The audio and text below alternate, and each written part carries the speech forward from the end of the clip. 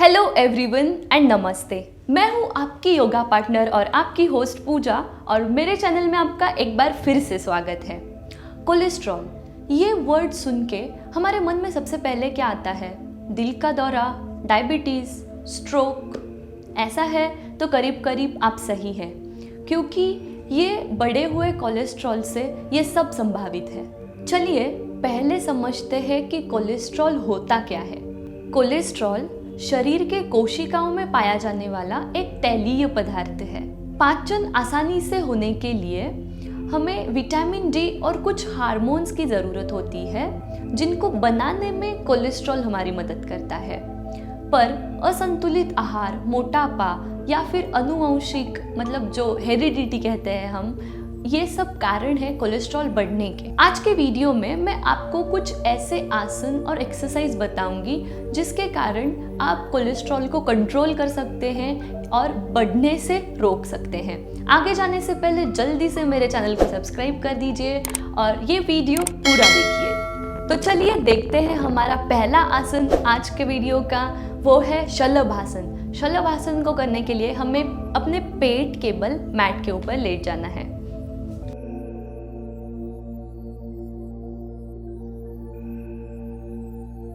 हमारी जो हाथ की पोजीशन है वो इस तरह से, हम अपने थाइस के नीचे इसको रख देंगे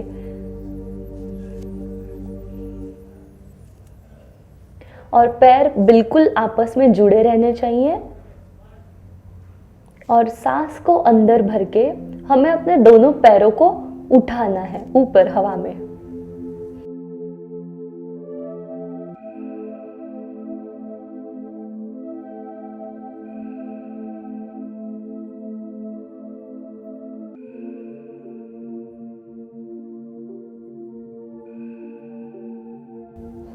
Exhale down, रिलैक्स। इसे हम शलभासन कहते हैं। शलभासन में जो पूरा स्ट्रेस है वो अपने कोर के बीच में और अपने पेट के बीच में आएगा।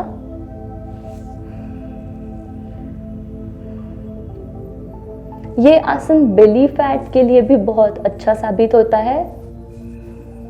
एक बार फिर करेंगे शलभासन। इनहेल,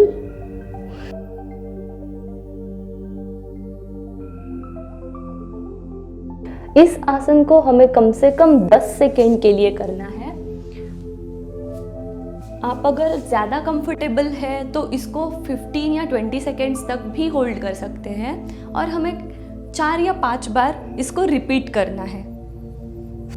अब देखते हैं हमारा सेकेंड आसन, जो है चक्रासन, the wheel pose. Wheel pose को करने के लिए हम दंडासन में बैठ के नीचे अपने पीठ के बल लेट जाएंगे। पैर को इस तरह से बेंड करके रखना है। नीज में से हाथ को ऐसे रखेंगे उल्टा करके।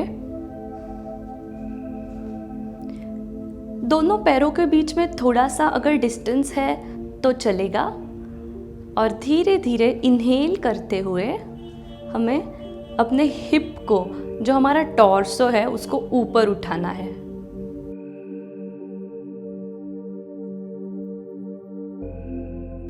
ये हमारी चक्रासन की कंप्लीट पोजीशन है और यहाँ पे इस तरह से होल्ड करके रहना है 10 या 15 सेकेंड्स के लिए।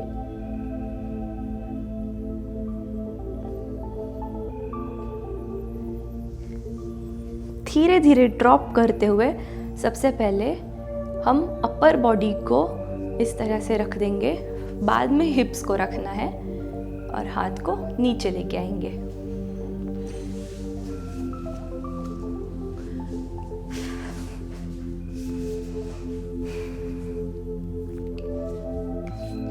ये थी हमारी चक्रासन की पोजीशन। चक्रासन के बाद हम पश्चिमोत्तानासन देखेंगे।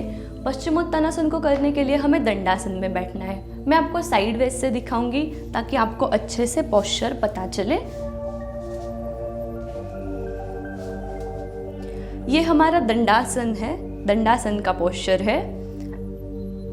इसके बाद हम पीठ को सीधा रखेंगे, गर्दन को सीधा रखेंगे और धीरे धीरे हाथ को ऊपर लेके इनहेल करके एक्सहेल करते हुए पेल्विक एरिया से इस तरह से हिप लाइन से नीचे जाना है। आपको आपकी बैक जो है वो राउंडेड नहीं रखनी है, ज़्यादा से ज़्यादा ये जो एरिया है वो स्ट्रेट रहना चाहिए।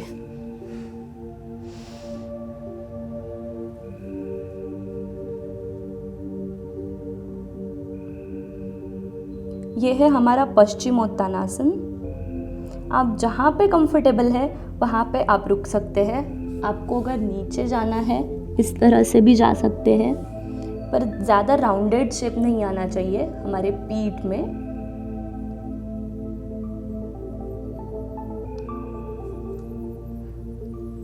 Up and drop the position. ये हो गई हमारी पश्चिमोत्तानासन की पोजीशन। अभी हम नेक्स्ट देखेंगे जो आसन, उसका नाम है अर्ध मत्स्येंद्रासन।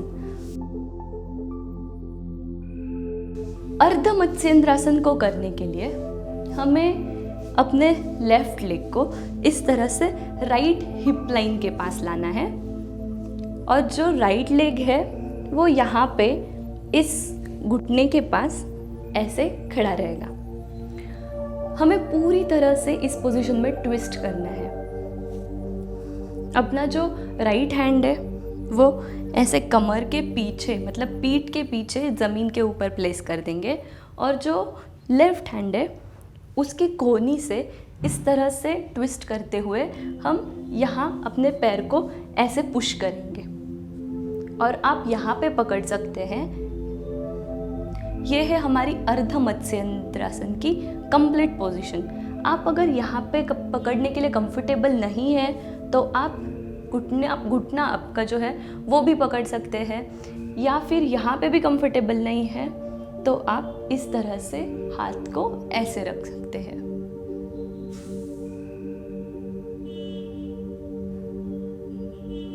इस ट्विस्टेड पोजीशन में हमें कम से कम 20 सेकंड तक रुकना है।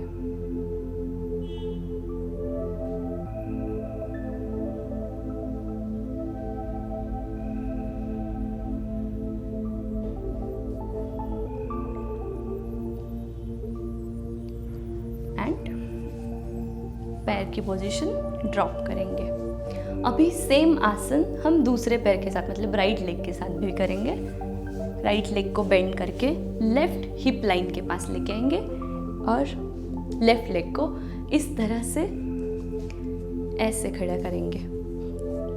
हाथ की पोजीशन पीछे, एक हाथ कमर के पीछे लगा हुआ, नीचे ज़मीन में लगा हुआ, और इस हाथ से ऐसे पुश करेंगे और फीट को पकड़ेंगे।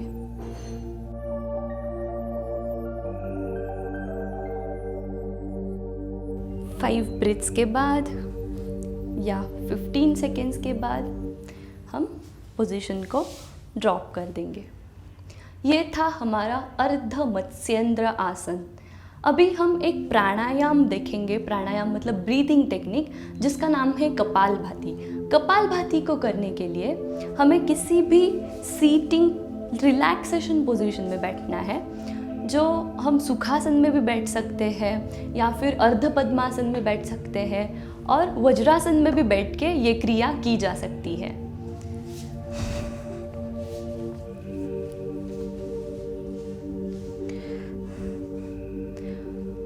तो मैं इस तरह से बैठने वाली हूँ। अपने हाथों को इस तरह से ज्ञान मुद्रा में घुटनों के ऊपर रख देंगे। बॉडी को सबसे पहले काम करेंगे, एकदम शांत करेंगे, रिलैक्स करेंगे, और 2-3 जब डीप ब्रेथ्स इनहेल करके हम एक्सहेल करेंगे, उसके बाद हम कपालभाति स्टार्ट करेंगे। कपालभाति में क्या होता है, जो इनहेलेशन है वहाँ पे ज़्यादा ध्यान नहीं देना है, वो बहुत शॉर्ट टाइम के लिए होगा और एक्सहेलेशन जो है वो फोर्सफुली होता है, जैसा कि मैं आपको अभी बताने जा रही हूँ करके। इस तरह से आपको फोर्सफुली अपनी जो ब्रीथ है वो बाहर छोड़नी है और इन्हेलेशन बहुत ही कम टाइम के लिए, बहुत ही कम समय के लिए होगा। कपालभाति के बहुत सारे बेनिफिट्स हैं, जैसे कि आपको स्ट्रेस, एंजाइटी या फिर कोई भी आपके लाइफ में निगेटिविटी चल रही है तो वहाँ से आपका ध्यान हटाकर हमारे ऊपर कंसंट्रेशन करने के लिए कपालभाति हेल्प करती है। और कपालभाति के और भी बेनिफिट्स हैं, जैसे कि बेली फैट जो है वो कम हो जाता है, या फिर ब्रीदिंग प्रॉब्लम्स अगर है, हमें कोई भी अस्थमा जैसी ब्रीदिंग प्रॉब्लम है तो हम उससे भी उबर सकते हैं। इन योगासनों के साथ साथ हमें कोलेस्ट्रॉल कंट्रोल करने के लिए कुछ चीज़ों का ध्यान रखना है, जैसे कि रेशेदार पदार्थ जो है, मतलब फाइब्रस वेजिटेबल्स, उनका सेवन ज़्यादा करना है। मद्यपान पूरा अवॉइड करना है। दिन में बहुत बार पानी पीना है, बहुत सारा पानी पीना है। ऑरेंज जैसे फ्रूट को ज़्यादा खाना है और कैफीन का सेवन नहीं करना। इन चीज़ों का ये बहुत ही छोटी छोटी चीज़ें हैं, अगर आप इनको नज़रअंदाज करेंगे तो हमारा अचानक से कोलेस्ट्रॉल बढ़ जाएगा। और आप छोटी छोटी चीज़ों का ध्यान रखेंगे तो बिल्कुल हमारा कोलेस्ट्रॉल जो है वो कंट्रोल में रह सकता है। मैं उम्मीद करती हूँ कि आज का वीडियो आपको अच्छा लगा होगा। अच्छा लगा है तो जल्दी से लाइक कर देना, इसको शेयर भी ज़्यादा से ज़्यादा कर देना अपने फ्रेंड्स और फैमिली के साथ। मैं आऊँगी नेक्स्ट वीडियो लेके बहुत ही जल्द। तब तक के लिए स्वस्थ रहिए। टेक केयर एंड नमस्ते।